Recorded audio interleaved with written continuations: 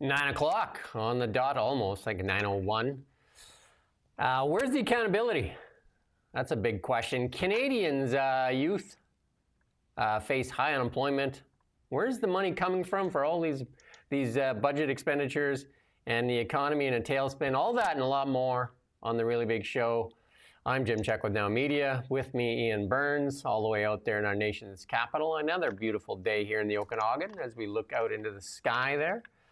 And in the nation's capital? Cloudy again. Bit cloudy anyway. Little patches of sunshine. It's about 22, 23. So mixed bag, I'd say. Not so bad, not so bad.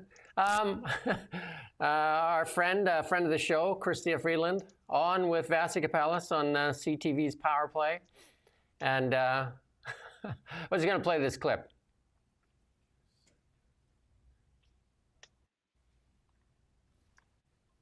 You did present it as. Perhaps we're going to play this clip. Come on, Vasi. As a panacea, I'm going to challenge the way that you're framing that based on your comments on Sunday. I'll read them directly to you. Do you want to live in a country where those at the very top live lives of luxury, but must do so in gated communities behind ever higher fences, using private healthcare and airplanes because the public sphere is so degraded and the wrath of the vast majority of their less privileged compatriots burns so hot? This is going to fix all that. And what responsibility does your government bear for putting us in that position in the first place? So this is an important measure. I am glad that we're putting it forward. The CMHC says housing starts were down 7% nationally in 2023 from 2022 and expects them to further decline this year. Where's the proof point that the money you say that you're going to get from this additional revenue source is actually going to make Canadians' lives better?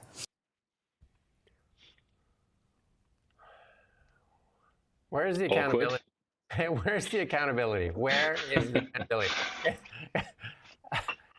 Oh, you know, if they were held accountable. It just doesn't matter anymore, does it? It's not something that is even factored into political discussion anymore, I don't think. It's just gone.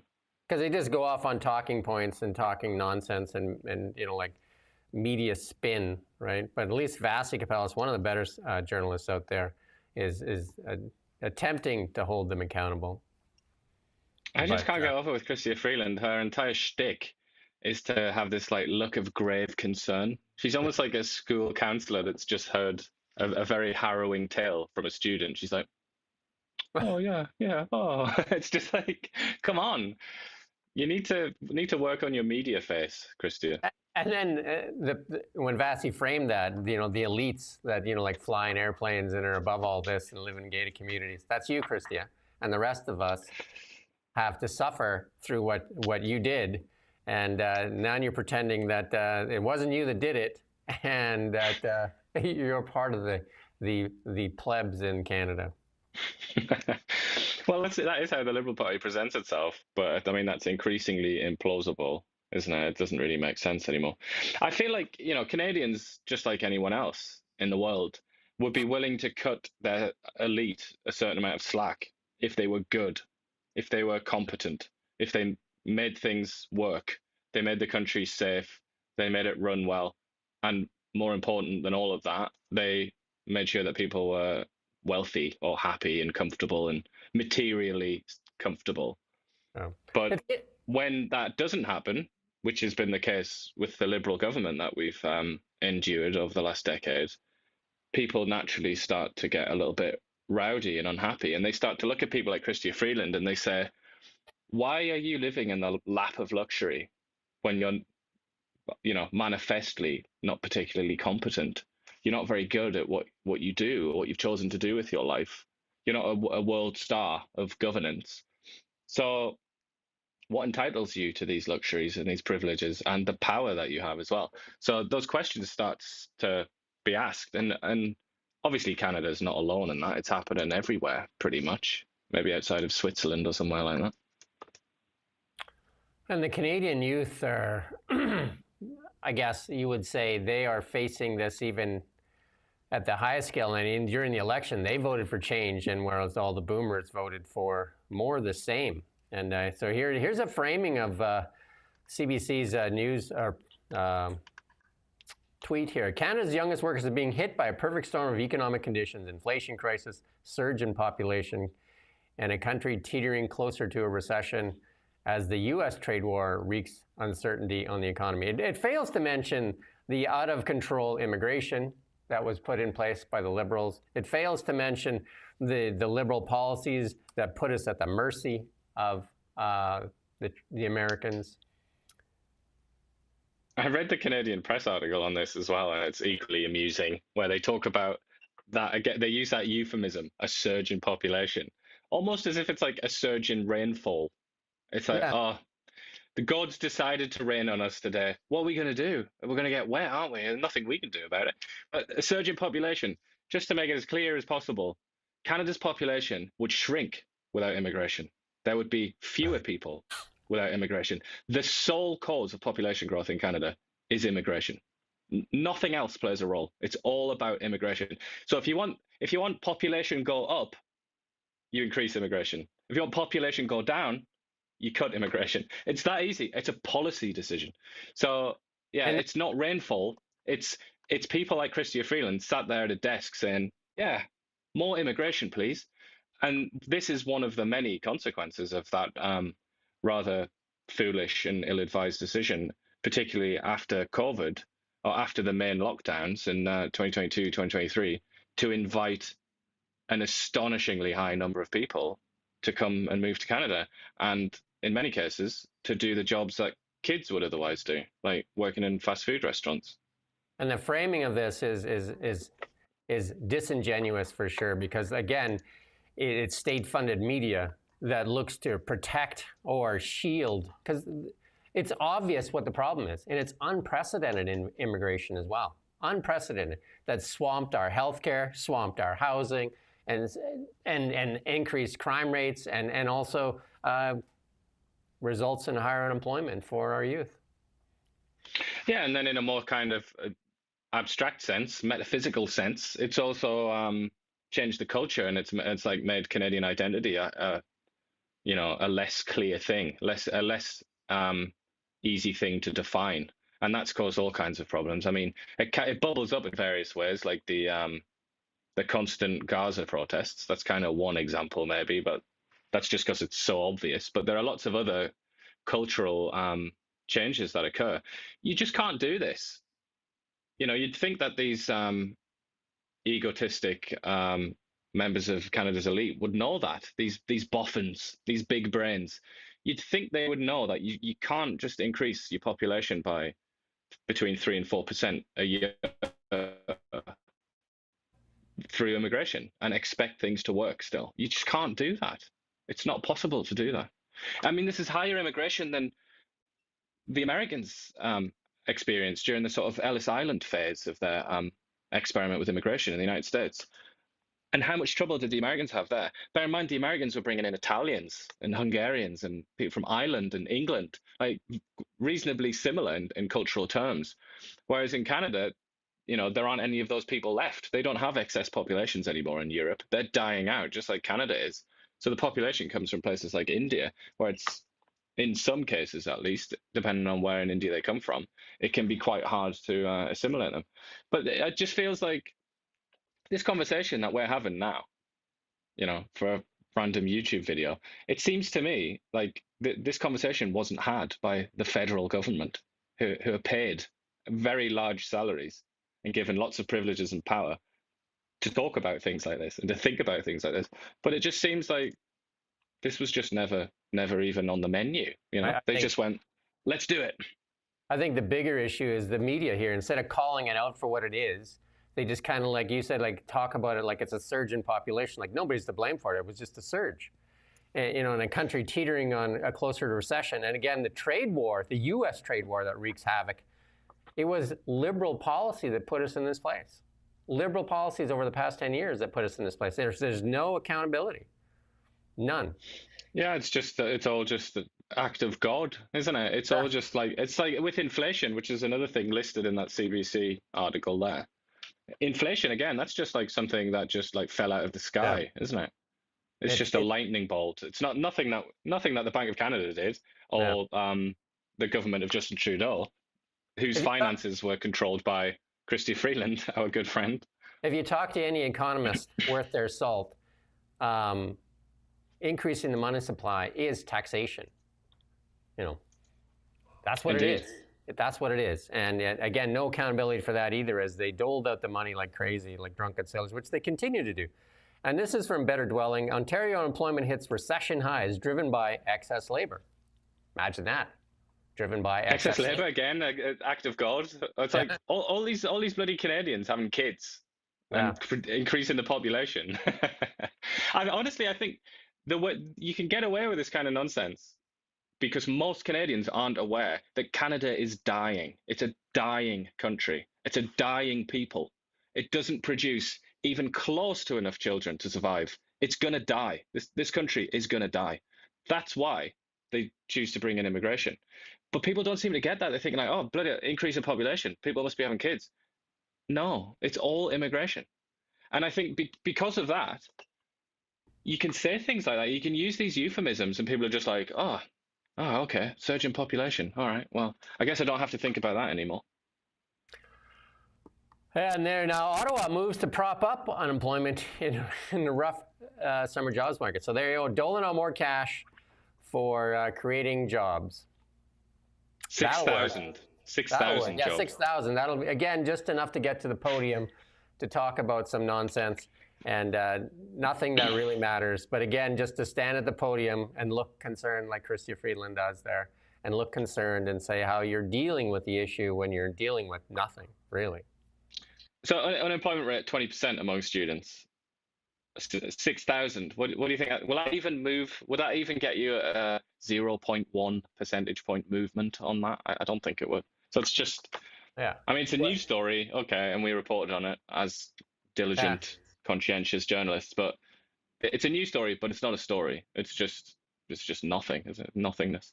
What it gets you is time at the podium to say, look what we're doing. Look what the Liberal government is doing. Yeah, and what it gets you is when somebody like Pierre Poilievre or the Green Party or whoever it is, or the Bloc, when they stand up and say, oh my God, look at all these unemployed students, it gives your little minions, your little urchins in the Liberal Party the opportunity to say, actually, we've increased the Canada Summer Jobs Program by this amount. And then they can fiddle with statistics. They'll say something like, by an astonishing 15% or something, and it cost us this many millions of dollars. We're taking it seriously. Are you, Bloc Québécois? And that's what it's all about. It's literally just to put something in the mouth of mouthpieces, liberal mouthpieces, so that they can pretend that they have a sort of comeback. And it's also puts something in the tweets there from the state-funded media as well. Pierre it's part Poilievre. of the background noise for sure. It counters the arguments from the other side. Yeah. And here's Pierre Poilievre pushing back. He urges Liberals to reduce immigration to put severe limits on population growth. And he's urged the Liberals to bring down immigration. We talked about it yesterday. There's 500,000 that are supposed to go home, and the Liberal minister says, well, they're supposed to go home on their own.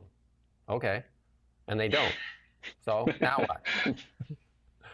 And it's responsible for 98% of all population growth. And the population is growing out of control. Our border's been left wide open.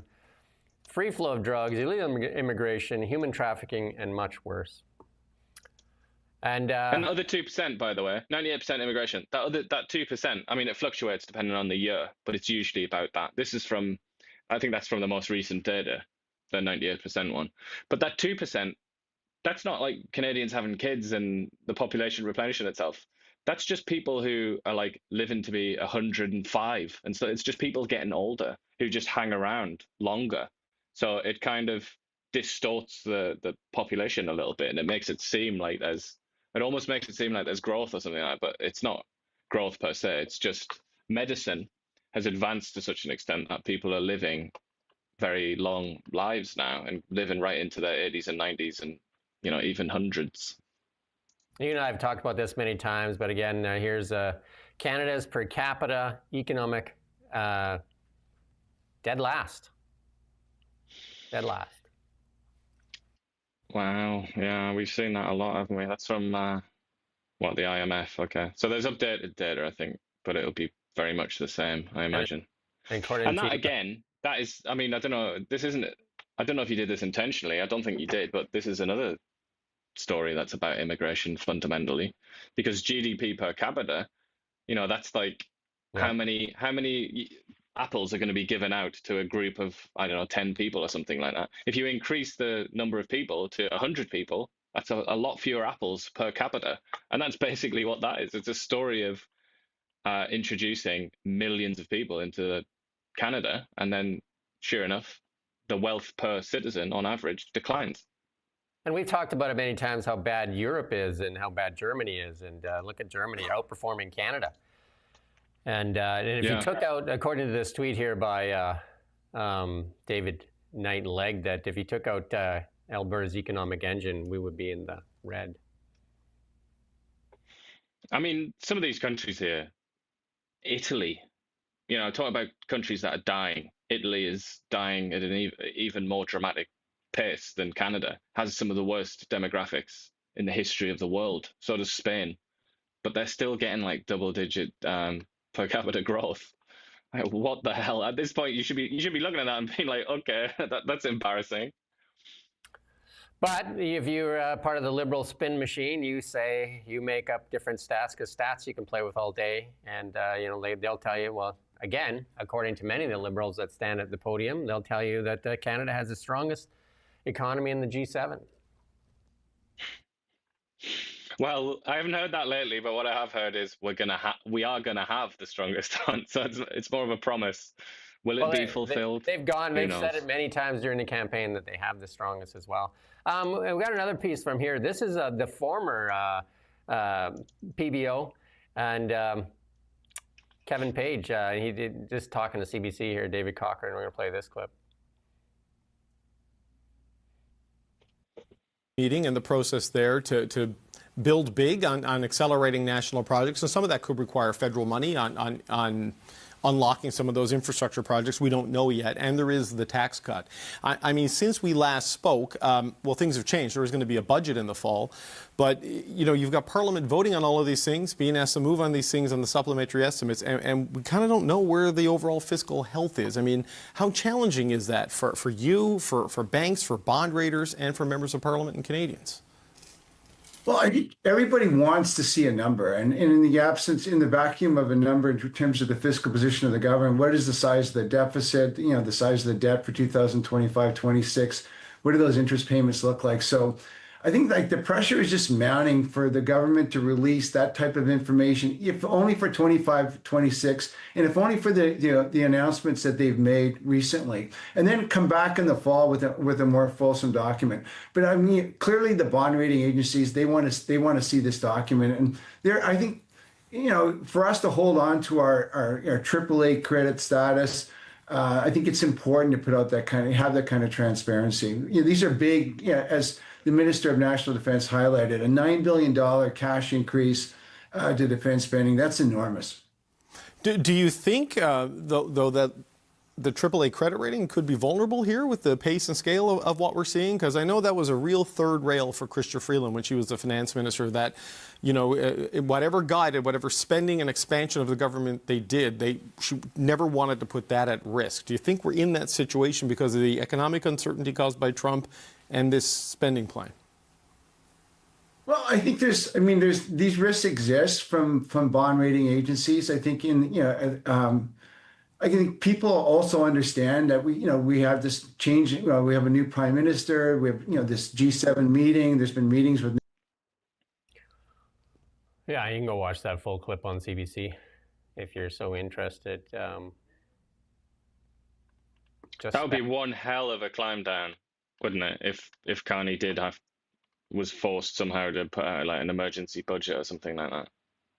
That would be a disaster for his reputation as, the god of global finance. What I found amusing was where Cochrane says that Chrystia Freeland had the guardrails in place. She blew through those guardrails. Anything to do with Chrystia Freeland is just inherently funny, I think. She blew through those guardrails. She is the comic relief of Canadian politics. She blew through those guardrails like they were nobody's business. Anyway. And then when she resigned, she said that it wasn't really her fault. And she was, she was responsible. It was silly, Justin. And it said that the Liberal Party had spent the last 10 years, wasted the last 10 years on virtue signaling and identity politics. Her words, not mine. Melanie Jolie had a candid conversation with Unifor's national president this afternoon. Together, we were standing up for our steel and aluminum industries and protecting good jobs that depend on them. Another one that should be just basically a meme factory. This lady with her, the Uniform national president, we played that clip just recently where she wanted to seize assets of Canadian companies looking to leave Canada. Just a couple of real smart ladies there sitting down. That's a real meeting of the minds, that, isn't it?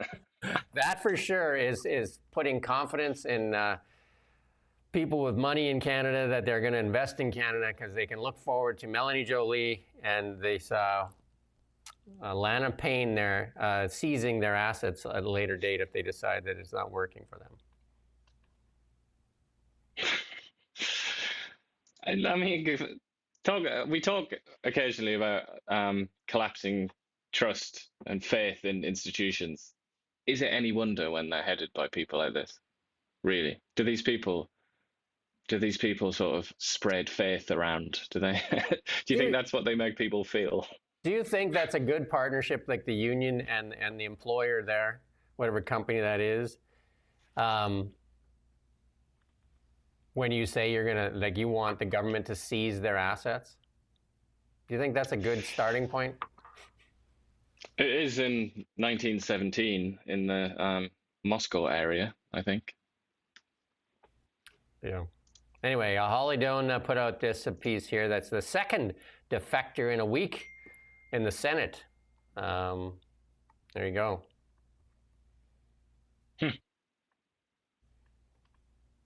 That's two. There you go, indeed. But I still have a huge majority in there, don't they, the Liberals? Well, they appointed a bunch. Trudeau did a bunch just before he walked out the door. Yeah.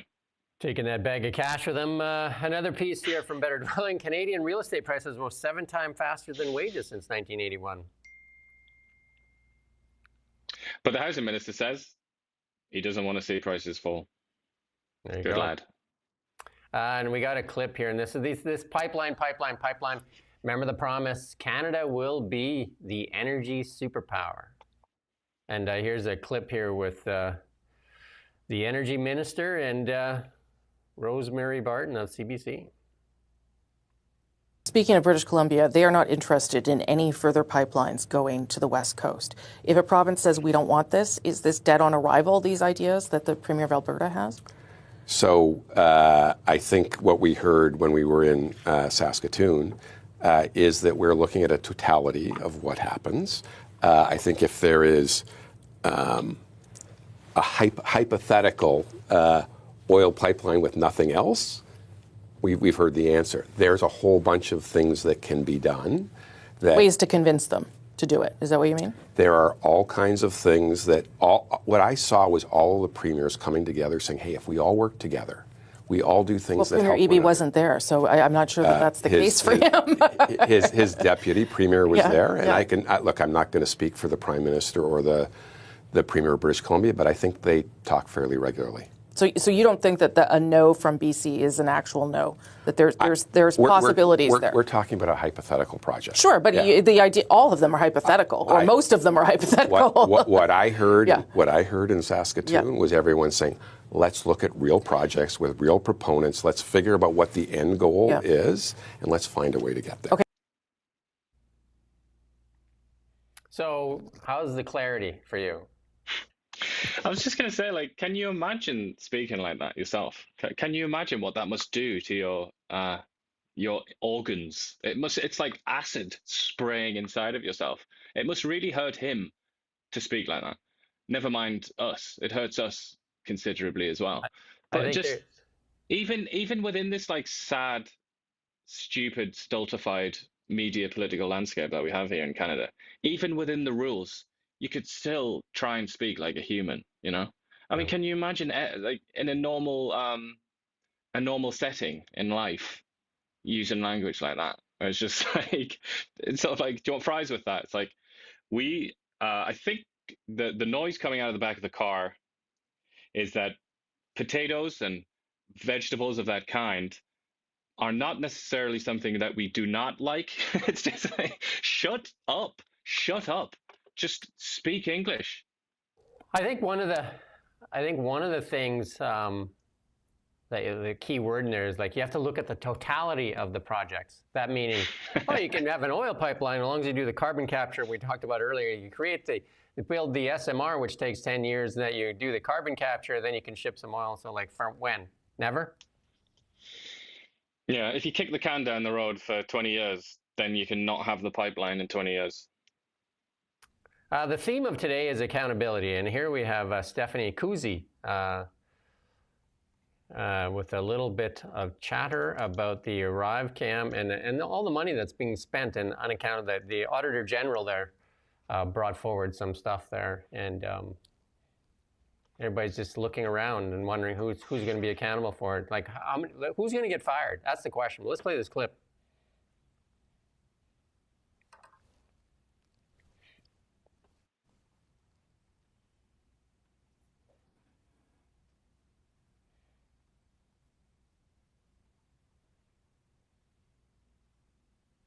We're going to get there. Maybe.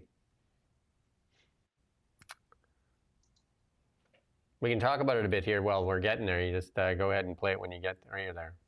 Auditor General made it very clear that the rules are clear, and yet the Liberals seem to be incapable of following the rules and enforcing the rules. Likewise, this House passed a motion whereby we agreed that we should get the money back, and yet we have yet to see a cent from GC Strategies. When are we going to get our money back? When are Canadians going to get their money back? There you go. Federal managers may have breached that act of parliament in awarding these sweetheart contracts to the millionaire ArriveCAN supplier. I mean, this thing is just abysmal. And then where's the accountability? Where is the accountability? When will we see some accountability? Yeah, well, I wouldn't expect it. I wouldn't hold your breath. We have another clip here from Aaron Gunn. We'll see if we can play this one here. What's that? Oh, it's just lagging a bit here. But let's see if we can get it here.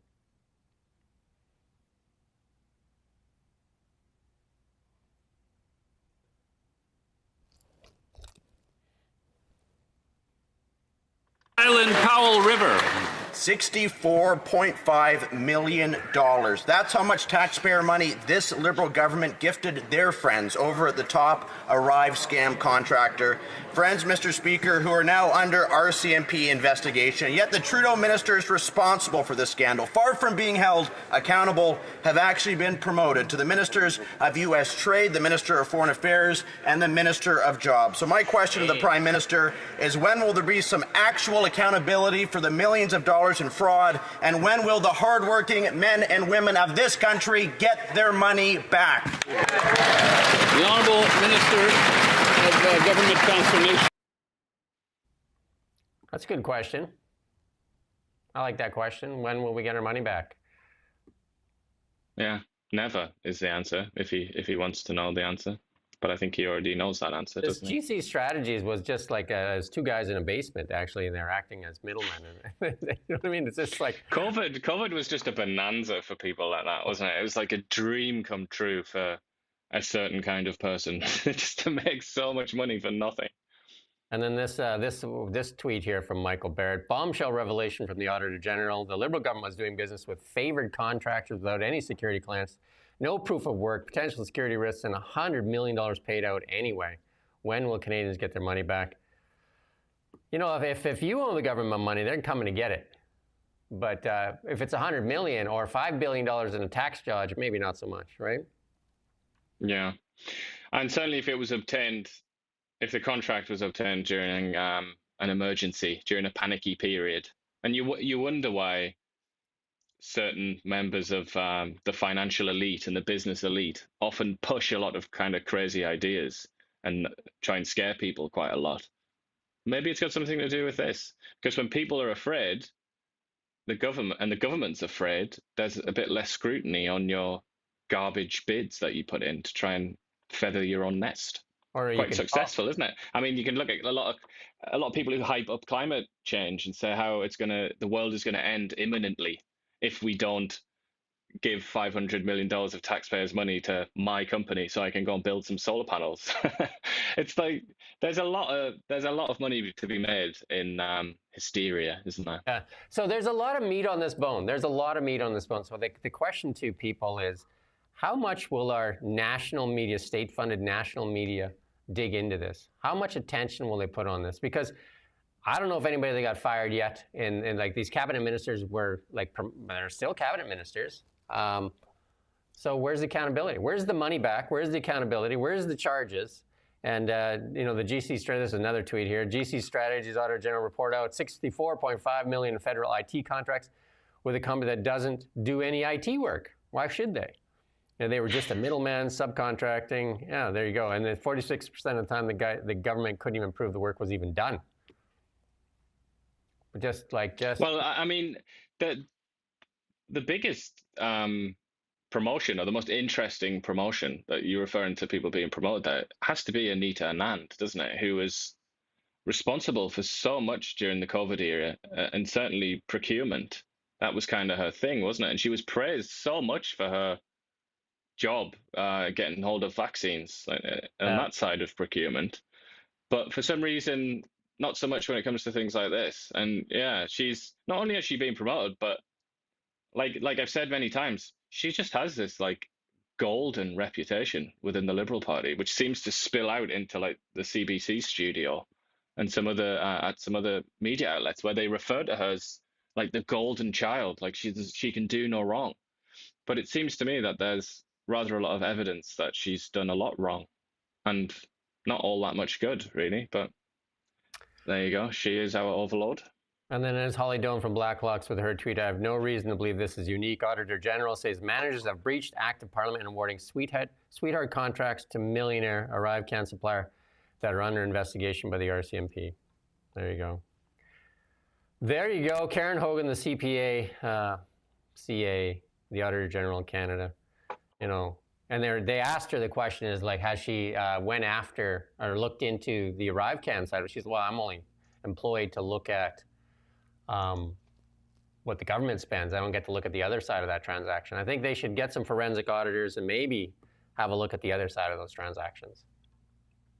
I think that if the RCMP don't have forensic auditors, maybe they should employ some. I'm sure they do. But they should let the public know what's going on that side of the transaction. You'd think that would be in the public interest, wouldn't you? Yeah, you would.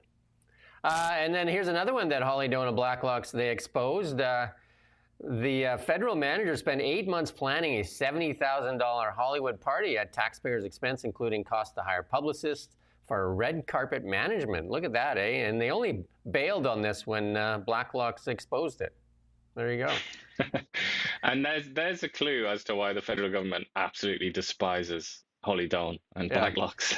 They call her, what do they call that publication? Yellow journalism, and they call us not even worthy. So anybody that actually acts against is degraded or demonetized or all kinds of, they take your audience away.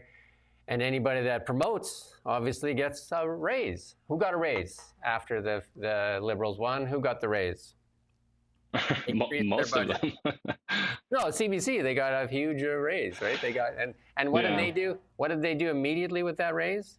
They didn't give the reporters a raise. They gave the executive team a raise. Why not?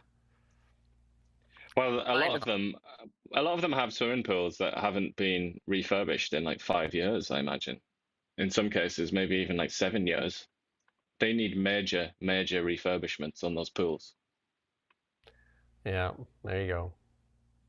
But they definitely no different than Melanie Jolie's bar tabs when she goes overseas. Like she definitely knows how to fill out expense reports. And then Holly Doan had another story, I didn't put it in there. Whereas if you actually work for the Canadian military, and if you're just like one of the guys out there, and having to travel around, and you have a $3 parking ticket, it can take you like half a day to fill out a form to get your $3 back. Right? Yeah. We're making sure the people that want to get into $3 for their parking ticket back don't want to do that. But if you're, like doing these types of things, the money is just, just flies off the shelves for you. And you don't even have to fill out your own expense forms. You've got an army of servants to do that for you. Yeah, so just get her done. Yeah. Get her done. Peel's single largest drug bust in history, and 6 out of 9 people arrested are already out on bail. We got a clip here for you. We got a clip here. Let's play this clip.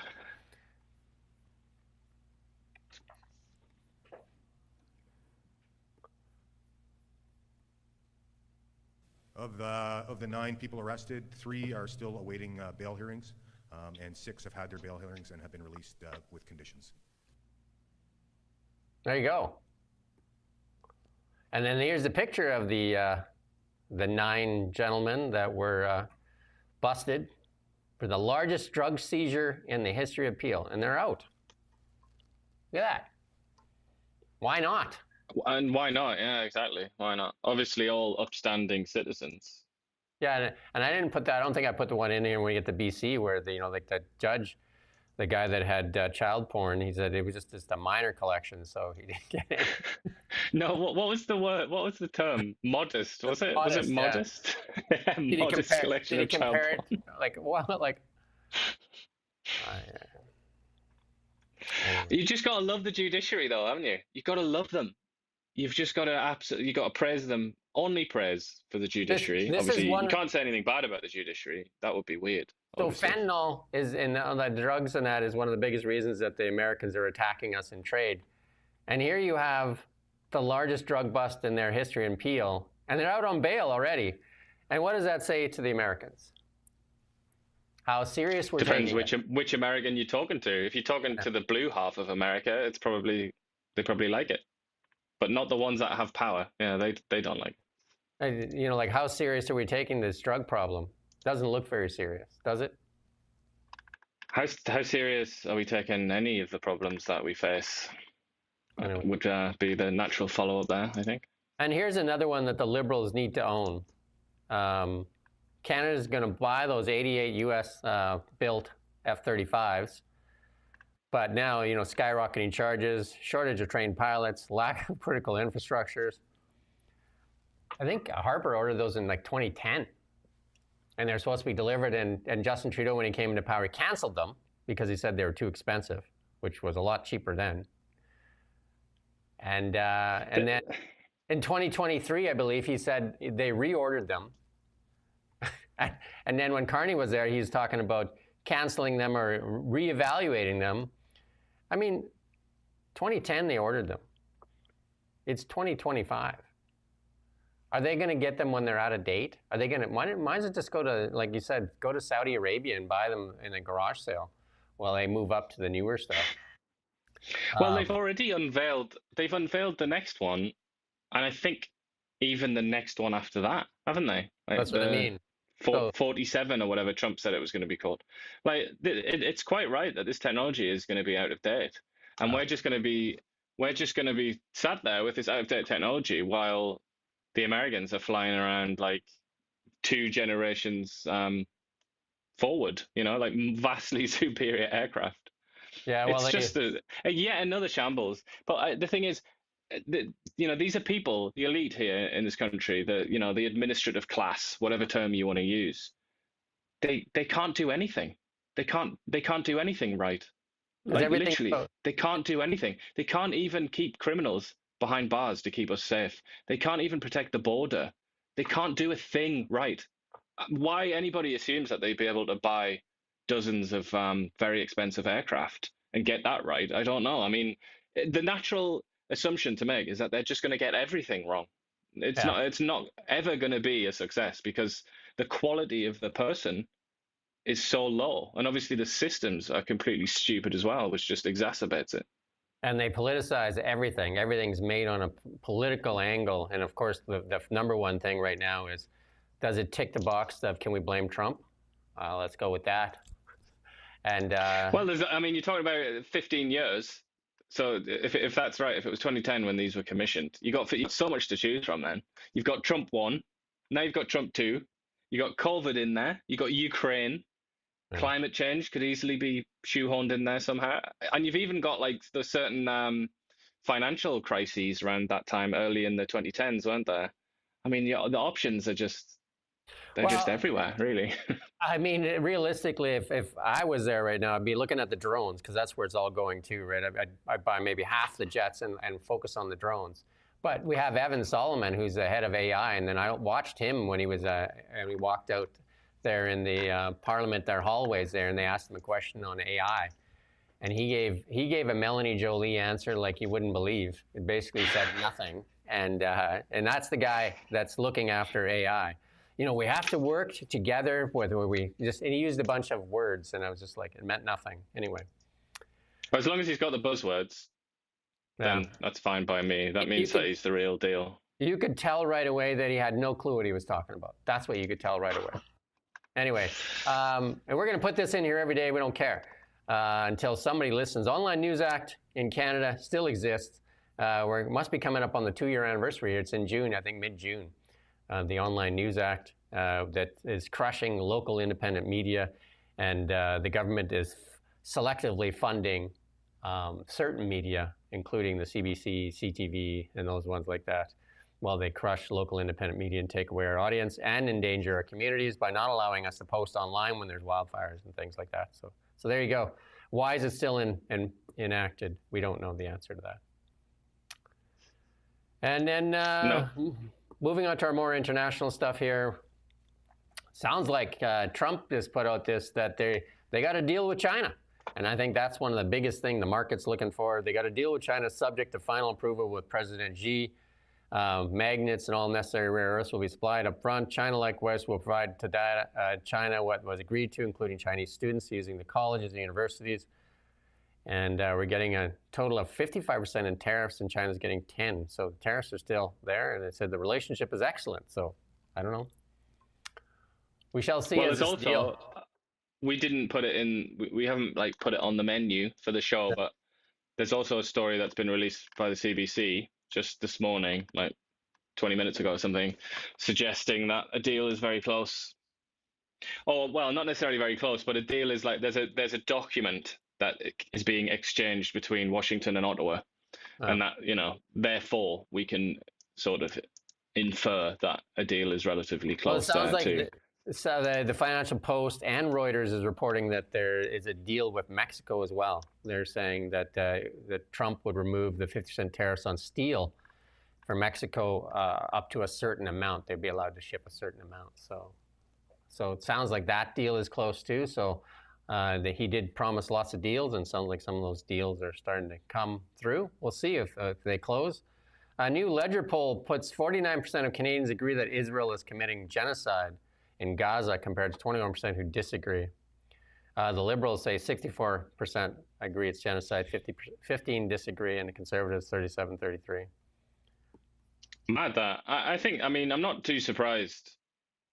I am surprised that 50% of all Canadians say that. I'm not surprised that the Liberals are down for that. That makes sense to me. Just look at the way that the Carney has been behaving. You know, he was in a mosque, wasn't he, or something like that last week. And a lot of viral clips went around because he said something like, what did he say? Muslim values are Canadian values or something like that. For, you know, that upset a few people.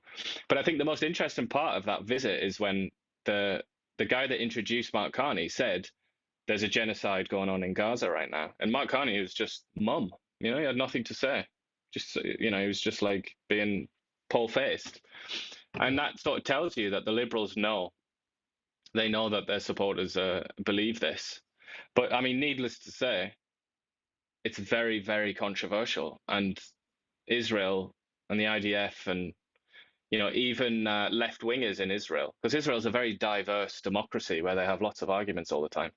Left-wingers in Israel deny the idea that it's a genocide. They think that the majority of them, anyway, I think that's a ludicrous thing to say.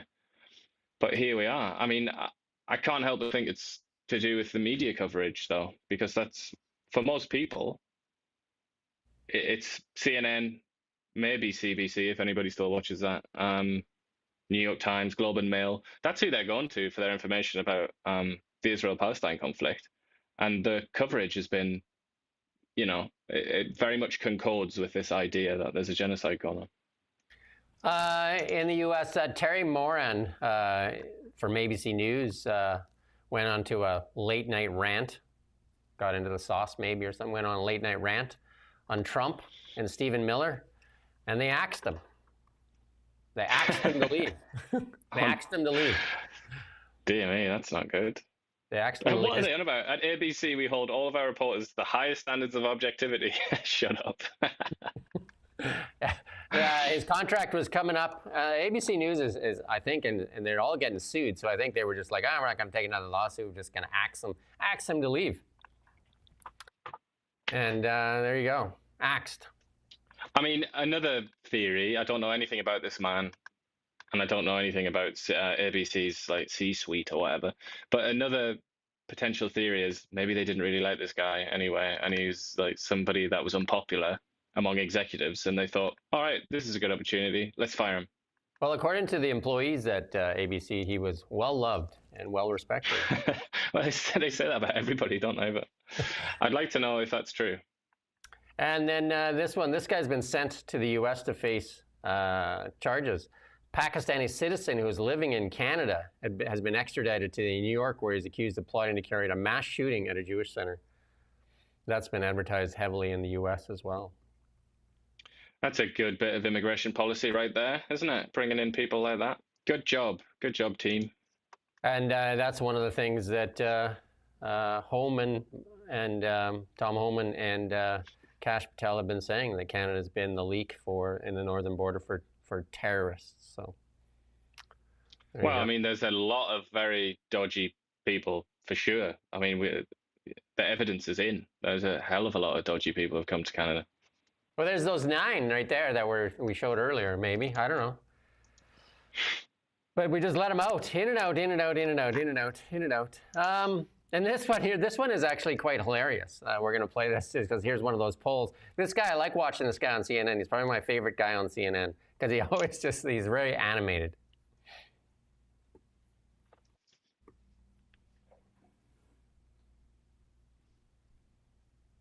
We're going to try and play it.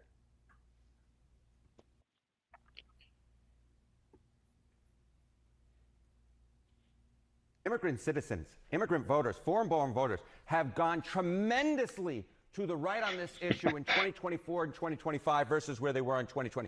Closest to or trust more in immigration. You go back to 2020. Democrats, get this, held a 32-point lead on this issue. Immigrant voters were in the Democratic camp. Jump forward to 2024, 2025. Look at that shift, a 40-point shift to the right among immigrant voters. Republicans now lead on this issue by 8 points over Democrats, more so than any other group that I could find. The group of voters who became more hawkish on immigration were in fact immigrants themselves, immigrants who are registered to vote in this country. So that's on that issue. How about how they feel about kind of traditionally, historically, about Donald Trump? Yeah, so you see this shift and you go, what is going on underneath the hood? Well, take a look, Donald Trump. You remember when he first ran back in 2016, immigrant voters were one of his weakest spots. But look at this, Trump's vote share in presidential election among, again, immigrant citizens, those who are registered to vote. Look at this. In 2016, he got 36% of the vote. You go to 2020, 39% of the vote. Look at this, in 2024, all the way up to 47% of the vote. Some polls I looked at had him barely losing that vote. Some polls I looked at had him barely winning that vote. He's like the best guy on CNN. He's very animated. And then the other CNN host there always makes the face, because they don't want to believe those stats all the time. Yeah. I liked his, like when he did that. Swoosh. He's quite hilarious all the time because they're just like, I can't believe that. And it's their polls. But that point, right? I mean, I certainly can believe that. I mean, if you come from a country like Latin America or Asia or whatever, that's where most immigrants to the US now come from. It tends to be the case that you're coming from a country that's nowhere near as orderly and as wealthy as the United States. You don't want the country that you move to become more like the country you left, do you? I mean, in most cases. Otherwise, you wouldn't have left. Talk to Anita Polyev. See what she has to say from Venezuela. Yeah. Indeed. She's talked about that quite a lot, hasn't she? Yeah. And We don't have anything about the riots in LA, but they put that curfew in place reluctantly. I think that the Mayor Bass put it in there, and then sure enough, fairly quiet last night. Imagine that, eh? Still a bit of looting, a little bit of modest looting. Well, I mean, if more people should take on the online looting, it'd be easier on the businesses. For sure. President Trump, there was an interview. Sounds like the big breakup, the one that broke the internet and gave the Democrats so much to hope for. Looks like it's come to an end, and they're making up. And here's a clip here from the President of the United States. But, you know, it is what it is that happens. Things like that happen. I don't blame him for anything. I was a little disappointed. Could you reconcile? Say it? Could you reconcile with him, do you think? Could you forgive him? I guess I could, but, you know, we have to straighten out the country. And anyway, Elon did apologize in his own way last night as well and said he regrets posting many of the tweets that he did. And then here's another tweet from Trump saying he's open to reconciling with Elon after seeing his latest posts. Elon knows I love him. There you go. So the bromance is back on. I feel like he's not going to trust him now again, is he? The way that he did before. Because, I don't know. and I think the thing that's done it is the Epstein reference, where he basically cashed in on his role within the administration, didn't he? It was kind of like, I've been there, I've been in the White House, Trump's in those Epstein files. It's kind of like, that's a violation of trust, I think. But again, if you look back, and J.D. Vance called him, I don't know if it's Rubio, both Marco Rubio and J.D. Vance called him things like Hitler and stuff in the past as well. So Trump is... Indeed, yeah. But then that's the media game, isn't it? That's that's like stupid. That's just theater, and they know that's theater. Like when Trump used to say Rubio had small hands and stuff like that. Like, or was it the other way around? Rubio said Trump had small hands? Well, whatever it is. Like that kind of, that's just bollocks, you know? That's just like, that's bread and circuses for the peasants, isn't it? But this, like, this is, you've been on the inside. I let you in. And then you've kind of cashed in on that status that you have to say that basically that I'm interested in little girls. Like that's, I don't know how you could trust somebody again the same way when they've done that. So I wouldn't. I know. But then the thing is, like, they're not going to have that kind of relationship ever again, are they? Because Elon is not going to go back to the White House and manage a advisory body again. It's not going to be like that anymore. They're going to be a lot more distant. So probably it can work. The rumor is that him and Trump and Musk are going to go on Joe Rogan together. That's good news for Joe Rogan's ratings, isn't it? I don't think he needs a lot of help with his ratings, but yeah. He does get some absolute garbage on there, though. It's so dull. But to get a real, like, a couple of stars, the biggest stars in the world, like, obviously that's good news for him. I have to admit, I rarely ever watch Joe Rogan. I see his clips sometimes when somebody clips it or something like that, but I don't, because they're long podcasts. You got to invest. Yeah, I mean, if it's that's the thing. If it's somebody really interesting, like I watched the Trump one, like most people, I presume did, and the J.D. Vance one. I would have watched Kamala Harris if she'd bothered to get off her key step and go I would have there. watched that one all day long. And the Bernie Sanders, I've seen a couple of those ones. Mark Zuckerberg, I watched that one just because it's interesting, isn't it? You want to know. But yeah, I mean, in general, when it's just some random guy that's got his own little niche conspiracy theory, it's just like, can't be bothered with that, really. Alex Jones, though, talk about conspiracy theorists. I will watch an Alex Jones one because he's just so weird. He's so like out there that and Joe Rogan is so like hostile to him as well, calls him out all the time. That it's quite amusing. Dan Albus even jumping into this. We're going to move on to our BC news here. Dan Albus jumping into this too and said there'll be no industrial carbon tax on the Chinese steel used to construct these ferries. So the BC Ferries awarded a huge contract to the Weihe shipyards in China to build 4 new vessels. What happened to Buy BC? What happened to like building our shipyards? What is going on? So lots of heat coming from this on John Rustad too, slamming Premier Eby for abandoning Canadian workers, awarding a multi-billion-dollar BC Ferries contract to Chinese state-owned enterprise. I wonder what Scott Moe thinks of this, right? Where the canola is still being blocked despite excluding China from its recent trade mission. Like, you have to wonder what's going on here. Yeah, but have you seen on that tweet, have you looked at the profile picture, BC Ferries there? If I'm not mistaken, that's the LGBT flag. So any sort of negative comment that you might have, I think, consider it in that light. These are clearly good people because they've got that nice profile picture. Eleanor Sturko also put something out. It says Canadian shipbuilders calls for 100% tariff on Chinese-built ships. And here you go. Like in 2024, Colin Cook, president and CEO of Canadian Marine Industries and Shipbuilding, cited a serious threat to Canada when he demanded that the Liberals impose a 100% tariff on Chinese-built ships. And here we go. Like, you know, Eby stood up there telling you have to buy Canadian.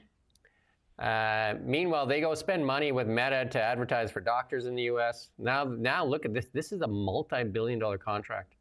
Think what that could do for BC's shipbuilding industry. Well, what's so funny about this is like the main reaction from Mike Farnworth at the minute. That's the most senior minister that's come out and said something about it. His first the first words out of his mouth were, BC Ferries is an independent company. Yeah, blame them, right? Yeah.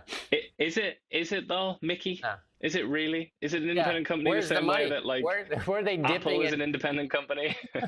Where are they getting the money from? Exactly. Yeah, they're trying to like push it off. That's not us. Exactly. It's very, very, very dishonest to do that. It's really absolutely ridiculous and disingenuous at the very least. And it's just, again, ridiculous. And maybe I think it was the BC Liberals that were actually in charge when they built those Fat Cat ferries. Remember the Fast Cats that were an absolute abysmal failure? And they ended up selling them for basically scrap. And I think they were sold to the Asian market. It was the BC Liberals as well that made BC Ferries independent, isn't it? So it's kind of, I guess they can take quite a bit of the blame for all these shenanigans. But I mean, it's the timing of this. Could it possibly be worse? That's what I mean. I think it's almost like they waited for the very, very worst time, and it's like announce. So here's when Eby talks about, like, I was just at the chamber event here where the finance minister talking about how, you know, we got to get investment into BC. You just gave away multi-billion dollars worth of investment because you don't even believe that our own shipyards can do this. And there you go. There you go. That in itself is right there. There's a contract. It's not even just the money. BC. It's like, this is like lives. And it's also, jobs, it's like about having like a bank of experience as well, isn't it? Because if you don't make stuff, if there's a big gap, then you just forget. Like as a country, your people forget how to do it. And that's what's happened in places like my sad land of birth in England, which invented the modern world and the Industrial Revolution. And they can't build things anymore because they don't know how. They can't even build their own nuclear power plants, even though the British basically invented nuclear power. They don't know how to do it anymore. So they get the French to do it. Ian's correcting us on YouTube there, and he said, no, it was the NDP, Glenn Clark, that did the Fat Cats. I call them the Fat Cats, Fast Cats. And they were a disaster. So there you go. To me, it's just like they need to reverse that decision. They need to reverse that decision, especially with Scott Moe still facing those tariffs from China. And we talked to this, I think it was yesterday or the day before, we talked about how the Canadians have one of the largest navies, and shipbuilding was one of our biggest industries. And here we are. Here's this opportunity to build billions of dollars worth of ships that will service British Columbians, and we send it to China. It's demented. I mean, it's not like it's... It's like, it's not serious. It's not a serious government. It's not like it's going to the US or Britain or something like that, like an ally, where it's like you could say, no, this is good because we do this for them and then we'll get favors in return. It's China. Like that's what we've been told over and over again. China's our main opponent in the world. They're basically like an enemy. And if we don't beat them economically as well as in other ways, then they'll sort of eat us up for lunch. And then here we go. It's like, let's give them a massive contract. And the health minister, Josie Osborne, says she's searching for savings in health administration She's going to review a review of British Columbia's healthcare system to cut unnecessary costs and expanding it to the 5 regional health authorities. They're going to look for ways. We pulled up the wages. There's the one place to start, right? But the administration has got bigger and bigger and bigger, and the frontline workers getting more and more discouraged. We've seen in Kelowna here 7 resignations from pediatricians here in Kelowna alone, which end up forcing closure of the pediatric ward here. And now they're looking for spending money, but they're using consultants. They're just paying consultants to look for the spending cuts. Like, I don't know. You can't even make this stuff up, right? Yeah, sure. And then a Canadian man, this is from 6 Buzz TV out in Ottawa there. A Canadian man waiting for 6 months for an MRI appointment in Canada finally got one on vacation in China for $190. We're going to play this clip. My husband has been waiting over 6 months for an MRI appointment in Canada. But while we're in China, we thought, why not try the local hospital? So we walked in the general hospital with no appointment, scanned his passport, and boom, got a hospital card in seconds. We saw a doctor, got referred for an MRI and a CT scan, all in the same day. 4 hours later, we even printed the MRI film ourselves from a vending machine. And the doctor checked both scans on the same afternoon. And here's the wild part. The total cost? Around 1,000 RMB. 5.5 for the consultation, 530 for the MRI, 460 for the CT. What do you think are the chances that when he takes that home and hands it to his own doctor, if he has one, probably doesn't, tries to submit it to the system, what are the chances that they'll that they'll take that seriously? I'd say minimal. So I was in California recently for about a week, and I attended a longevity conference, and I was speaking with a doctor out of Florida there, a doctor in internal medicine, and I told him about one of the stories we did where there was a young lady that has a brain tumor and that she couldn't get a scan for 9 months, and he said to me that that's a death sentence. She needs to come to the U.S. right away. He said she could get one here like the same day for $200 through proper channels. Wow. How can they do it? How can they do it? And we're told, I mean, I know some staff here that can't get scans. It's 6-7 months out to get a scan. And somebody's got a brain tumor or cancer or stuff like that. Catching it early is everything. And I assume that's covered under the legislation that, forbids most private healthcare in Canada. So you couldn't do it. You couldn't do it privately. I mean, that is, yeah. And I also know, and I know another personal one was somebody again worried about cancer, and then was told about the delays, and then a friend of mine had cancer and went to Mexico, and I told her to use the same thing, and then she was on through WhatsApp. She was talking with a doctor within minutes and giving her advice back and forth on what it would cost to come down there. And it would be cheaper to stay down there, like almost on a vacation while you're doing your scans and that, and if they had to do a biopsy and all that stuff, and the prices were just like ridiculously small. And access was quick, and my friend of mine that got some cancer treatments, and he said he had access to 6 doctors while he was down there. It's just nuts, isn't it? I mean, that clearly tells you it's a problem with the system. It's a systems problem, as a nerd might say. It needs to be reformed, doesn't it? But how on earth do you do that? And also, do the people realize? Does the electorate realize that these systems need to be reformed? It doesn't seem like they do, because they keep voting for the status quo party. They keep voting for the same thing. I would also say, though, that our national media that is state funded, does not hold the government accountable, and they get to hide behind this stuff, and they get to say the same thing. And here's taxpayers.com here, Taxpayer Federation. They gave a grade here for our finance minister, Brenda Bailey. They gave her a D-, F for debt, C- for debt interest payments, and a C for spending increases, and a D for tax relief. Like, where was that $1,000 that was promised to British Columbians? And the excuse was, that they couldn't do it because the dollar had dropped and that the investment money was flowing out of BC. Well, the dollar is higher than it has been in like a long time. And the investment capital has been flowing out of here because nobody has any faith or certainty in British Columbia. And these stories are old. Way before Trump, we did tons of stories with Canfor. They said that BC is uninvestable because there's no certainty. And then, you know, I mean, that debt situation is tragic, isn't it? That is just so bad. $157 billion by the end of this year for what is in effect like a regional government. It's not even the central authority. It's not the currency issuer that's doing this. And here's some chance for some economic activity. We're multi-billion-dollar contract for those ferries, which could generate jobs and all kinds of stuff and economic activity for welders and all kinds of people, and steel makers. Remember Canadian steel? We use Canadian steel and Canadian aluminum in all our infrastructure projects. And here it goes to China. Like, this is where if Carney is really about building Canada, he should be phoning up British Columbia and say, you cancel that deal right now. And that is made in Canada. We'll see. But you see the rationale of the CEO of BC Ferries.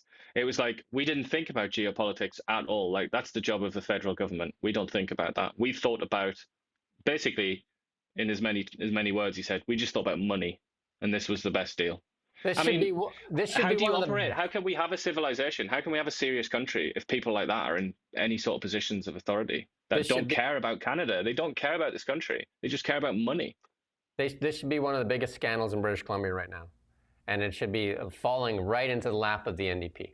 And it should be like land squarely in their lap. I mean, the reason right now that there's no pipeline, when EB says the excuse is like, well, there's no proponent for a pipeline because nobody wants to invest. Well, there's no proponent because nobody wants to invest in BC because there's no certainty.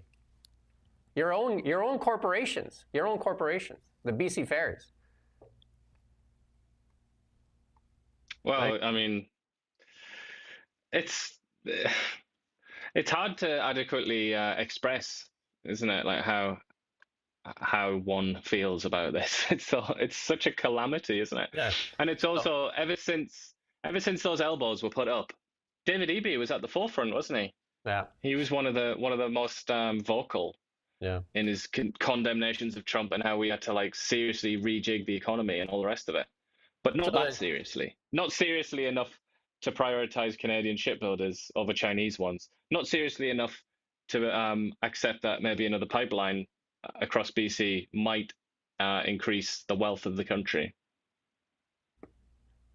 Well, that Taxpayers Federation also did a report card for the other finance ministers, and lo and behold, Saskatchewan and Alberta did well on their report card, and BC, not so much.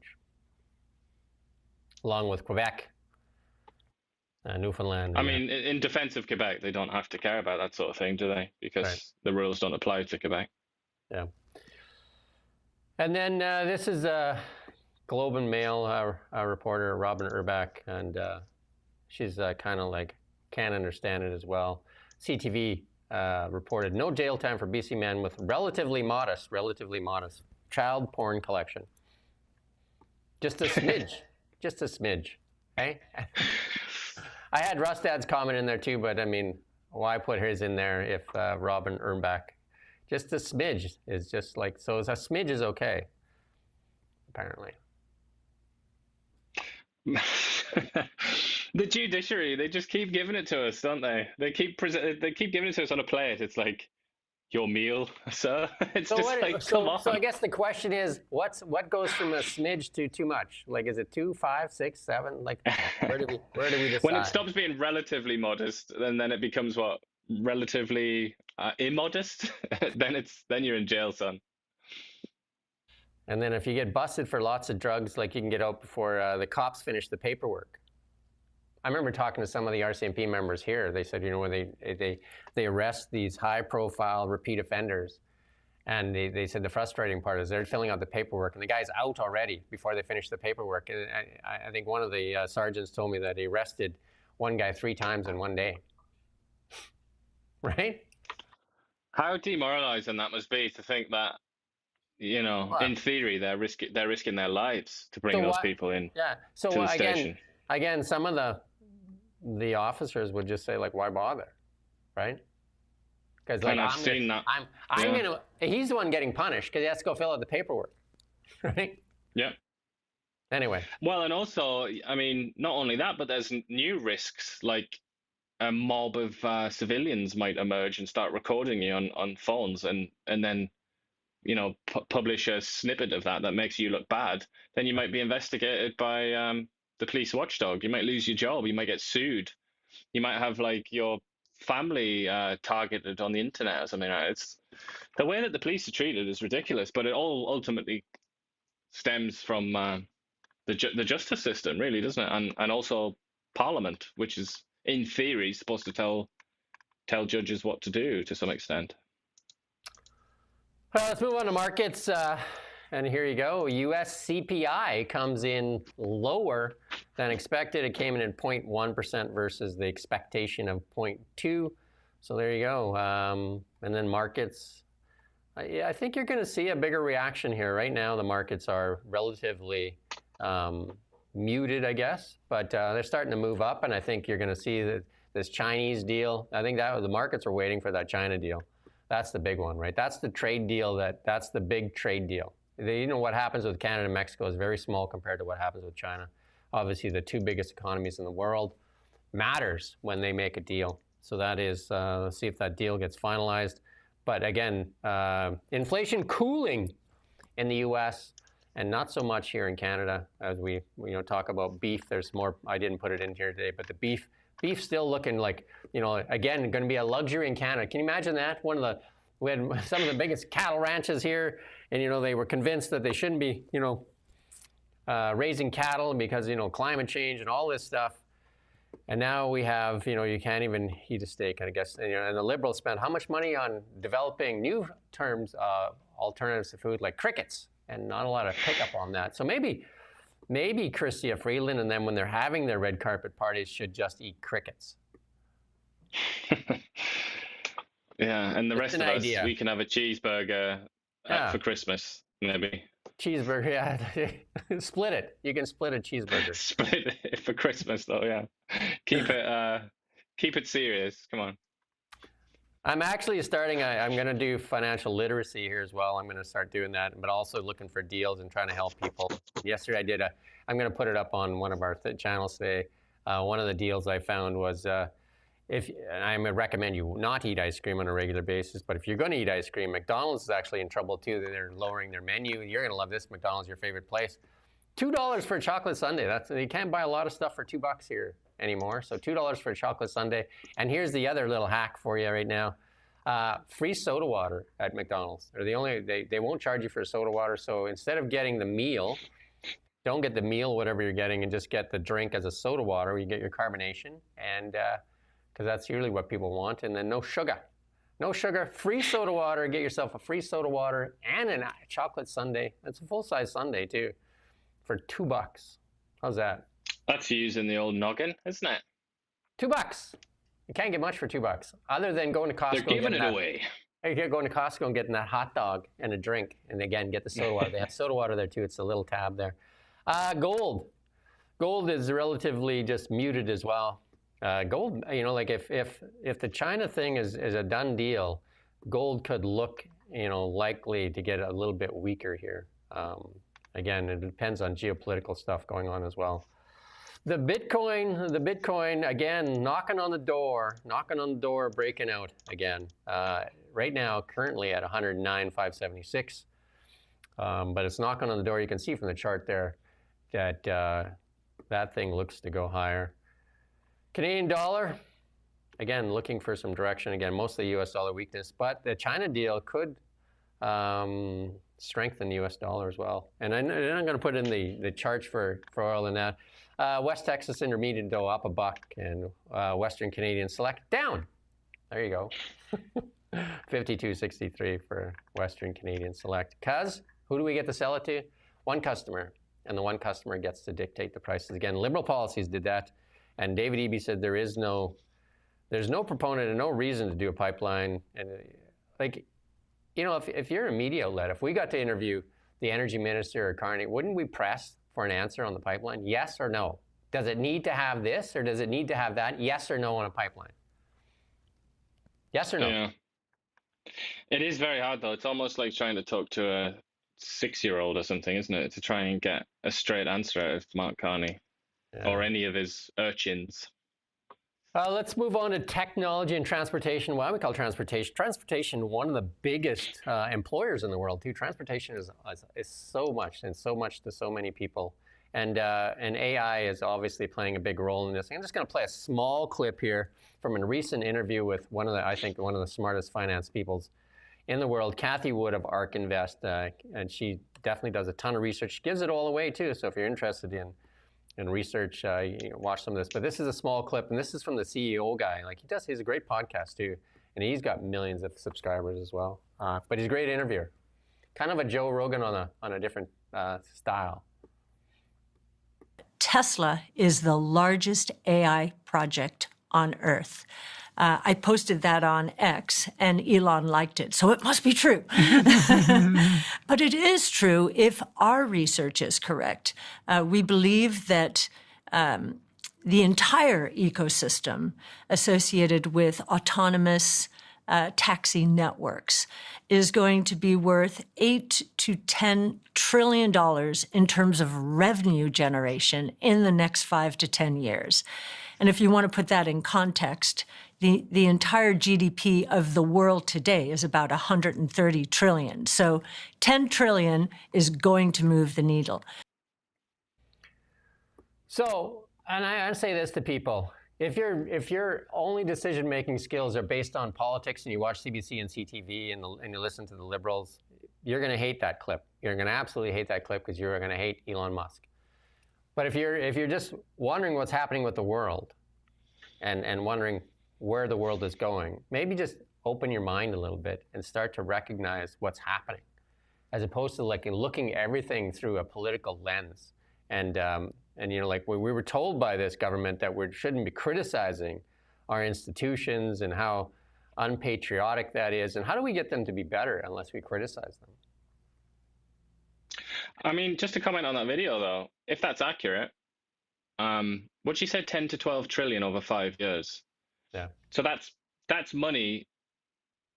It's not the whole story, but in part, that's money that is being taken away from truck drivers and taxi drivers and all the rest of it, like the small business owners and workers and stuff, and landing in the pockets of shareholders and people like Elon Musk. That sounds like a pretty big wealth transfer going on there. And usually driving or something to do with, like you said, transport, that's usually like number one or number two employer in most countries, isn't it? It is. Like, this seems like it's a revolution that's going to like smack us all in the face very soon. And I just don't know where the chips are going to land. I would advise people to go watch the full. I think his interviews are a couple hours too. He's really good. He's out of the UK actually too, but he actually moved to Los Angeles recently, and he's a really good interviewer. And he drives a Cybertruck, and he was scared to drive it during all the unrest as well, but he still drives it. So there you go. Yeah, I mean, if you listen to the full interview, the advice there to people is to figure out how to use this stuff or you're going to get frozen out. So figure out how to use it and use it as a tool to make yourself better and give yourself more opportunities. So, but the whole point of the automation revolution is that it replaces people. That's it in a nutshell, isn't it? So what are they going to do instead? I guess that is the question of our times, really. What are people going to do with their lives? How are they going to earn money? And what's going to happen to our system as well? And then here's some more here. Elon Musk confirms Optimus will be the biggest product. She didn't even get into Optimus. That doesn't even consider Optimus the biggest product launch in history. And Optimus, I believe, will be the biggest product thing. And you're talking about robots. I guess the goal for Tesla is to have Optimus be able to thread a needle. Now that's dexterity, because I can't even thread a needle. Can't see anymore. Yeah, I'd say not that many people can. Like not within like an hour or something. If you keep going at it, maybe. I remember in grade 9 I took sewing because that was the only way you could do food economics or whatever. So the only way you could get the cooking class was you had to take half sewing, half foods, and I think I made a T-shirt in the whole semester. That's what was my accomplishment, right? Threading needle at least you got was something out of it. Tough slug. Yeah, it didn't fit properly, though. But hey. And then Tesla FSE could probably beat the best human race car driver on a track today. I watched some stuff on drone stuff, and man, the drones, like I say, that's the future of the Air Force, too, is drone technology and military. So, and then the Tesla VP, Lars Morave, on the Cybercab, they're going to start building it here. Like at least some of the prototypes will be coming this summer. There you go. And then, which leads us in the transportation into the EV mandates, which are still in force here in Canada here. So I'm going to play this clip here from our favorite Minister of Innovation, Science and Industry, Melanie Joly. Mandate to start. Yeah. Obviously, we heard GM earlier this week say they want the EV mandate dropped. We heard it from Ford today. Is the federal government considering dropping the mandate? So, I think our goal has been always the same, to get to net zero by 2050. We need to make sure that we take actions towards that, and that's why it was part of our vision and our plan to have EV mandates. I think also that what the government can do, which will help to increase the demand, is definitely making sure that we're bringing back EV subsidies, and that's in our platform. So we're looking forward to bring that back, and of course continuing to engage with the auto sector that is going through a very difficult time.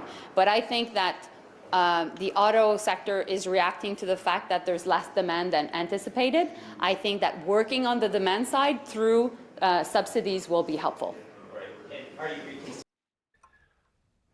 Well, there's your answer. There's your answer. It's just subsidies. That's what will do it. Not that the EV mandate's been dropped in the United States, and Ford, and this is Ford of Canada, CEO Bev Goodman saying, June 10th, that the Canada's zero-emission vehicle mandate must be repealed as consumer appetite for electric vehicle falls dramatically short of government requirements.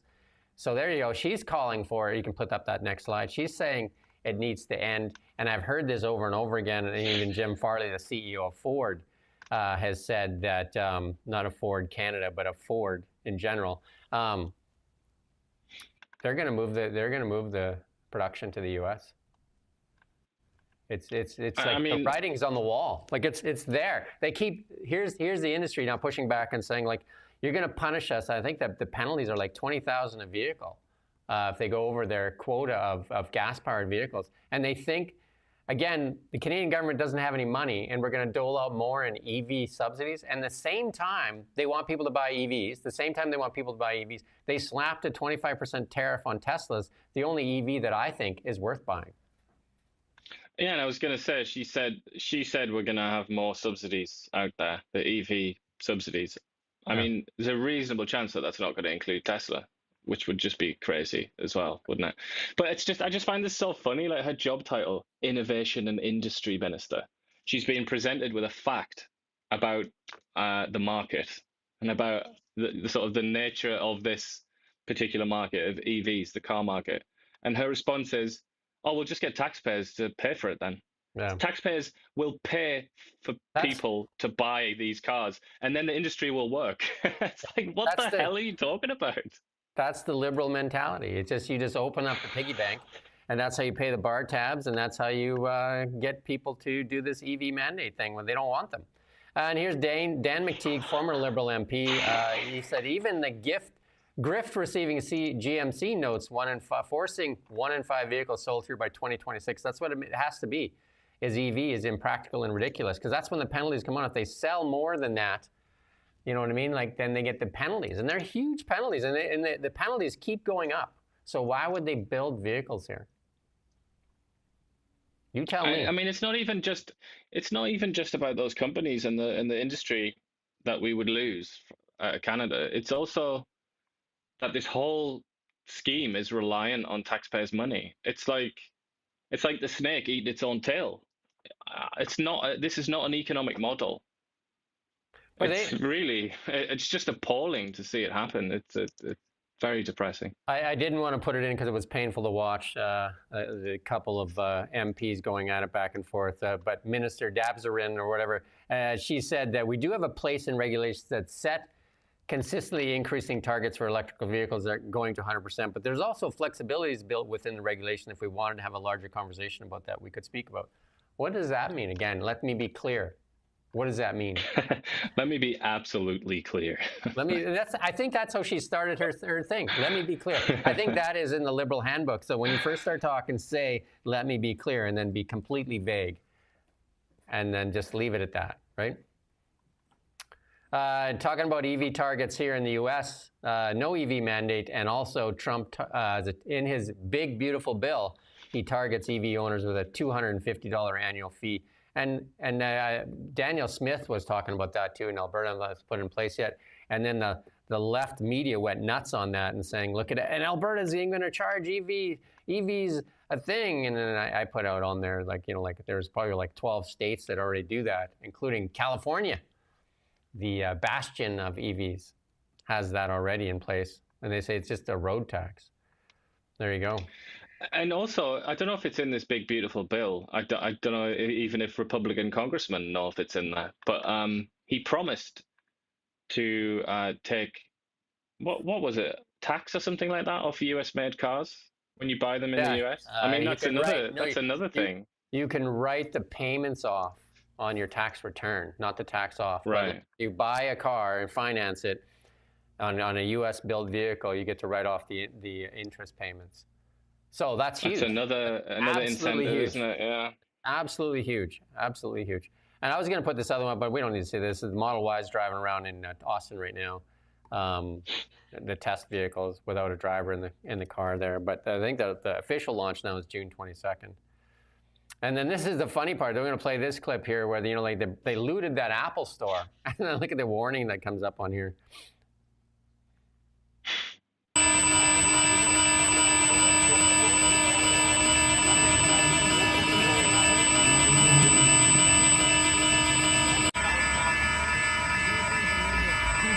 That's good. So yeah, that stuff. They stole those iPhones, and the message on there: device has been disabled, is being tracked. Local authorities will be alerted. Good stealing. I mean, most of the stuff Apple has, you have it on yours. Like Find Me, you can find your iPhone with your watch. You can find, you know what I mean? Like you can find the devices. They have tracking devices built into them. So why are you stealing them? They're useless. It's like stealing a Tesla. What are you going to do with it? Unless you part it out. Like what can you do with it? Nothing. It's not very nice of Apple to do that, is it? It's that's not very anti-poverty from Apple, isn't it? It's not very democratic for sure. You went through all that trouble of stealing, and then now you're forced to give it back. And then this is where we talk about this a bit. Google is offering buyouts to search and ad employees because like you can see how that's kind of like falling off here. I mean, I rarely go to Google. You? I mean, sometimes it's almost like muscle memory, and then I'm like, oh, what am I doing? Like, and then I'll go to AI. But other than that, no, I don't waste my time. I do agree with like the specious TMX. Like maybe we should be protesting Apple for this draconian self-preservation tactic. How dare they? Good one. Like like when people are trying to steal stuff, they take all that extra energy and go out and steal something on a good day, and then all of a sudden people have those things in place to stop it. Like it's crazy. It's ludicrous. But it's right though. It's like the incongruity between Apple's how it treats its own products, its own property, and then the sort of language that you hear coming out of Apple, like political language, which is more along the lines of like things like stolen land and all the sort of nonsense, and like you can't put people in prison and etc. etc. Like there is definitely an obvious contradiction there, isn't it? Which is often the case though, isn't it, on that side of the aisle? We're into our comedy section here, and Are You Serious? And there was a story I had in there. I don't know how it didn't come in here, but there was a guy that's connected to Mark Carney in Brookfield there that's into the home building business, on modular home building. And here you go. The clause is what Friedland wants young Canadians to afford. We tried to warn you, and that's what for that MP that said that yesterday, he doesn't want to live in a shipping container. So there you go. It's not a shipping container. It's basically a shed with a loft. It looks like one of those trailers that like comes over the top. Yeah, it's like of the back of the car. Yeah. And then we got this clip here just to, again, this is in our serious section. So these are like It's almost like that Comic-Con when you get dressed up for Comic-Con. And here's some protesters. I think this Comic-Con went to the wrong event. But here, let's play this clip here.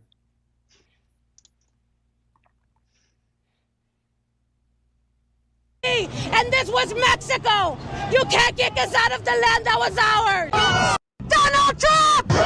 Fascism! Let our people free! Let our people free! Suelta nuestra gente! What's the windblower for?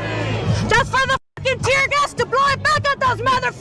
If you have a fucking blower, bring it out! Push them back! We will not do 1992 again with your fucking tanks! I was 12 then! I'm 44 now! I will die for my fucking kids! And all of these young people are here are my fucking kids! Because I'm an LA native mom! These are my fucking children you're fighting! That's like, wow.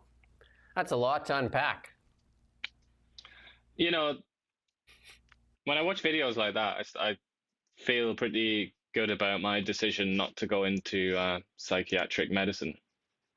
Because it's just, how on earth how's that guy even standing there? I couldn't stand there.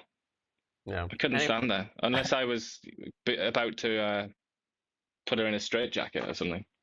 And then Babylon B never disappoints. Marines deployed to another third world country full of hostile foreigners. And I think the Marines are actually going to arrive there today. They're going to be deployed today. And then they talked to a couple of sheriffs because, like obviously Newsom and Gavin Newsom, the governor, and then the Mayor Bass there saying they don't need the National Guard nor the Marines. And they're very careful not to insult the Marines, but they say they don't need them because the police have it under control. Where the police and the sheriff's department said, we need help. We need help. And they say that there's a lot more confidence when they're standing there with National Guard and or, help. So there you go. And this one here is a world record. Greta Thunberg, the first hostage victim in history whose kidnappers' only demand is that she leave. She is such a clueless little fool, isn't she? She's just got no idea where she is or what she's doing. I watched the interview with her, and she wouldn't answer, like, how were you treated so badly? Like, what happened to you? And she's like, I'd rather not say. But she did say at first that, like, it was so horrendous and humiliating and all that stuff. They tried to make her watch the video of the Hamas attack there, but she wouldn't watch it. Yeah, which tells you rather a lot, I think, doesn't it, about her and people like her. Yeah.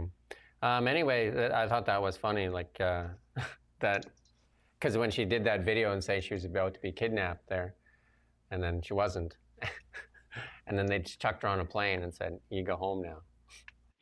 It's because this entire ideology that she subscribes to, which is basically a religion at this point, it depends upon the idea that they're victims. You always have to be a victim in any kind of matchup, any kind of discussion, any sort of argument, contest, whatever it is. That religion that she is a votary of demands that side be the victim. So she just attempted to come up with victimhood, didn't she? And she abused language as well. They absolutely love to abuse language. So she used the term kidnap, which is obviously ludicrous and particularly insensitive to say that when there are dozens of Israelis who actually were kidnapped for real by terrorists who still haven't been released. But it's just, they're morally clueless, aren't they? Greta Thunberg is an absolute fool. I just can't believe that anybody listens to a word that comes out of her mouth. I mean, you could view her as a victim and being used by the likes of, like the George Soroses and that, where she's been kind of like used as their front person for this kind of nonsense that's out there. Maybe she's angry that she has to go on a commercial flight there and that she's burning some carbon. Maybe that worked. Whatever it was that she brought to the table, her combination, it worked when she was a kid, maybe, because then people found it. Basically, it made it hard to criticize her, didn't it? Because then the immediate response from her defenders would be, "Oh, what, you're gonna bully a child?" So it's basically, it was an attempt to try and like force through policies without actually defending them because they were too scared to defend them. That's to do with climate change. But now she's not a kid anymore, and she's not talking about climate change anymore. Now she's hanging around with anti-Semites, like actual Jew haters, and she's wearing a keffiyeh, and she's also like, what, she's 20-something now, 23? Like, it doesn't work anymore. So I guess her old supporters are gone now, and she's just left there looking like an ignorant moron. Well, that's our show for today. We went over a little bit. We're a little long. We're trying to do it in an hour, but like there was so much. There's just so much to get through. Like and it's just like there's so much going on, and it's not great. It's not great here in Canada. It's absolutely not great, especially British Columbia. So not great anywhere really, but yeah, Canada's not doing well for sure. If we just had politicians that would be honest, just say, you're not going to build a pipeline. Just be honest with Canadians. You got elected, so just be honest now. Just be honest. And be honest with Canadians. And, Scott Moe must be just losing his mind right now that big award for those ferries was given to China when it can't sell its canola. Totally. Yeah. But then the problem for Scott Moe is there aren't very many Saskatchewans. Yeah. So they can't threaten to, change their votes or anything like that. They don't have that kind of power in this democracy, do they? So they're kind of just left abandoned. Elbows up, I guess. Maybe that's what Canadians should do, is put their elbows up against the government that won't be held accountable. Maybe that's where the elbow should go up. Anyway. That might happen one day, yeah. Cheers, and we're back tomorrow at 9 a.m. And we're going to try and find some financial stuff for you. Again, one of the things is if you're looking for a cheap snack, we're going to try and find some ways that you can save some money. It's $2 for a McDonald's chocolate sundae, and then you can get a free soda water while you're there. Tell them Iain and Jim sent you. Cheers. All right. Until tomorrow, thank you for watching Now Media. We don't just report the news. We live here too. We're your neighbors, bringing you stories that matter to all of us. No government funding, no outside influence. Kelowna Now.